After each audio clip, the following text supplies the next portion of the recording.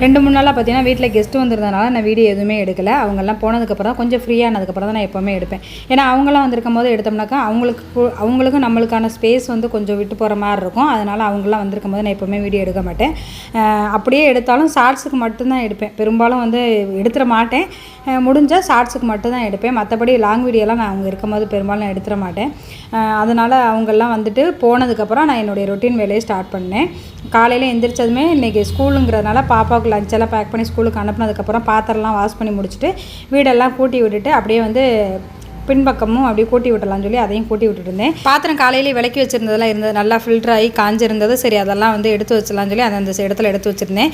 கெஸ்ட்டெல்லாம் வந்திருந்தங்காண்டி கொஞ்சம் plate extra வந்து tumbler செம்பு இதெல்லாம் வந்து நான் எடுத்து போட்டிருந்தேன். அதெல்லாம் திருப்பி மேலே தூக்கி வச்சிடலாம் அப்படின்னு சொல்லிட்டு, ஏன்னா நம்ம இருக்கிறது 3 பேருங்கிறதுனால அதுக்கு தகுந்த மாதிரி பாத்திரம் மட்டும்தான் நான் இப்போ யூஸ் பண்ணிக்கிட்டு இருக்கேன். நம்மளுக்கு யூஸ் பண்ணுறதுக்கும் ஈஸியாக இருக்கும், வெசல்ஸ் வந்து வாஷ் பண்ணுறதுக்கும் கொஞ்சம் ஈஸியாக இருக்கும். அப்படிங்கிறக்காக தான் நான் பாத்திரத்தை கொஞ்சமாக வந்து எடுத்து வச்சுருக்கேன். மீதி எல்லாத்தையும் மேலே தூக்கி வச்சாச்சு. கொஞ்சம் திணை இட்லி தோசைக்கு வந்து அரைச்சி வைக்கலாம்னு சொல்லி அதையும் ஊற வச்சுட்டேன்.